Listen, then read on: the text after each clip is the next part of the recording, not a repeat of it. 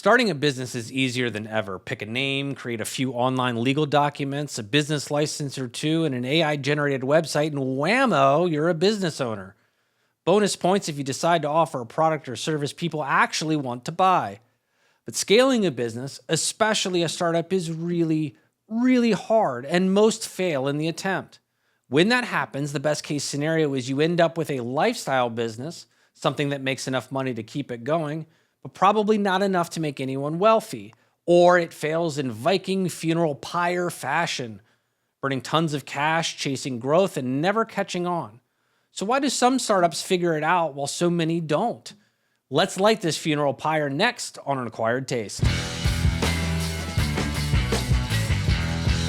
I've seen it too many times. Founders get a few customers or a handful of signals that affirm their confirmation bias and decide it's time to go nuclear, hiring staff, expanding operations, or quadrupling marketing spend before they have fully validated their business model, before they've set up the necessary operational processes, determined their talent needs, understood the capital or revenue required to support the growth, and sometimes haven't even achieved product market fit.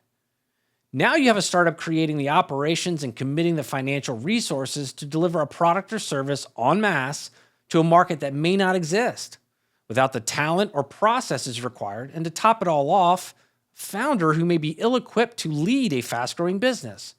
So if you'd like your business to become more than a cautionary tale, let's go through some of the most common reasons startups fail to scale. Hey guys, quick shout out to the new studio and setup. I'm coming to you crystal clear in 4K, which is probably a terrible idea, but here we are. If you're new to the channel and you like the content that we're creating, please consider hitting that subscribe button.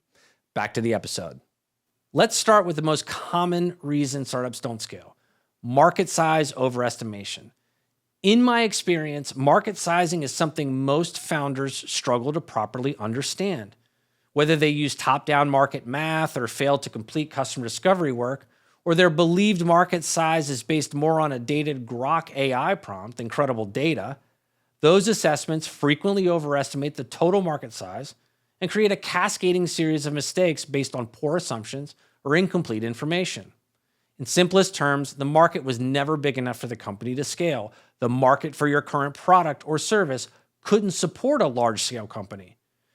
This is when you need to take a step back. You need to manufacture some patience and double down on data before committing to building the resources to try and capture a market you may have sized incorrectly. This is where pivots are born, and pivots can work, provided they happen early enough in the company's timeline. Then comes the hiring mistakes. Startups commonly hire executives or large teams prematurely, often under self-imposed pressure to appear enterprise-ready, or believing their pending success requires big-name talent. Senior hires brought in too early are frequently asked to do tactical frontline work, something they haven't done in years and have no desire to revisit. Just ask a senior head of sales to make 100 cold calls or a CTO to debug some code to see what I mean. Hire from the ground up. And for you founders out there, you should be department or function leaders for at least the first year, possibly longer. That means all of it: sales, marketing, engineering, product. That doesn't mean you have to be the subject matter expert on everything, just that the team, its production, accountability, and reporting all roll up to you. You took the CEO title, go earn it. The next common reason startups don't scale is they have weak organizational processes. As teams grow from a handful of people to dozens or even hundreds, a lack of well-designed and articulated processes can create misalignment and operational chaos, weakening the company's ability to execute and adapt. At the risk of sounding repetitive, the processes don't scale. What worked for a few people doesn't work across departments. Often, teams lack KPIs, core metrics, or underlying strategic priorities, which leads to confusion, poor prioritization, and conflicting efforts across teams. If you can ask 3 people on the team what the most important goals are for the company this quarter and get 3 different answers, that's not unusual, but that is a problem. The inability to make decisions throughout the organization can be the biggest killer of growth. When the CEO or senior managers are the only people who can make decisions, productivity tanks and growth stagnates. When people don't know what the policies or procedures are because they aren't documented, They don't feel empowered to make decisions, or they make bad decisions. One of my consulting clients from a few years ago had several offices in the United States. One of those offices had an ice maker leak in the refrigerator, and while it did some minor damage, the office was mostly concerned about getting the refrigerator replaced. That Saturday morning, the office manager emailed the CEO of the entire company asking how to replace the refrigerator. Keep in mind, it's a company with multiple offices and dozens of people, but because there was nothing documented about how an office should handle any facilities or equipment issues, that office manager thought the best action to take was to send a message to the head of the entire company about a refrigerator.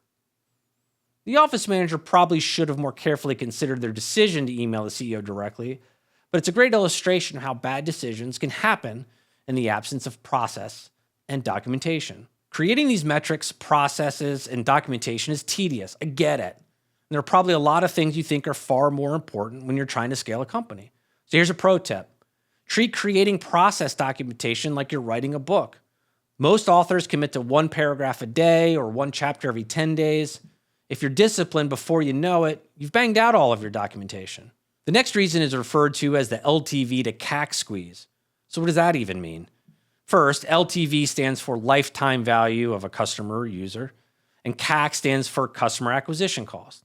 Often, what works to acquire early adopters fails with the larger market. Startups don't adapt their sales, marketing, and operational strategies and become trapped, facing rising costs to acquire less enthusiastic customers and diminishing gross profits on that revenue. This also highlights the scale at any cost mentality of the 2010s. Adding customers or users, even if it costs more to acquire them than the LTV returned. It made for great hockey stick style graphs on pitch decks, but somewhere around 2022, investors started realizing those businesses were not venture scalable anymore. There were fewer and fewer last idiots willing to fund an overvalued Series E and bail them out of a bad investment decision.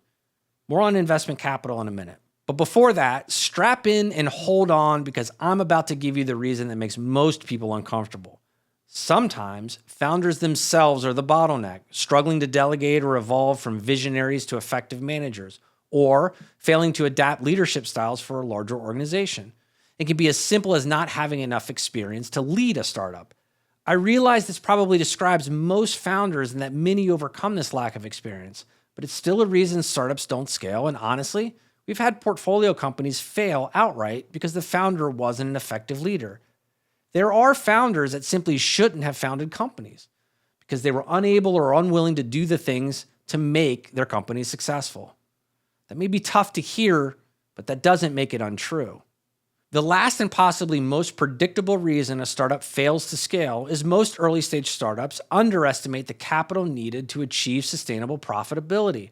This was particularly true pre-2020, when startups never even contemplated profitability, just how much investment capital they could raise and how fast that would let them grow top-line sales or users. But even today, misaligned funding strategies or a lack of investor support for successive rounds can leave startups without the resources required to scale, especially as today's market conditions have made funding harder to secure. In the end, many of these mistakes represent wasted time, and in startup terms, your financial solvency is best represented on a timeline. When time is wasted, so is that precious capital. Have startups made many, if not most, of these mistakes and still grow to become big companies? Of course. But far more startups have failed to scale because of these mistakes. Understanding these common pitfalls before overcommitting strategies, capital, or pushing into markets that just aren't there could be the difference between you being the next NVIDIA or the next Google Glass. Thanks for checking out the episode. As always, like, comment, and subscribe. We'll see you next time.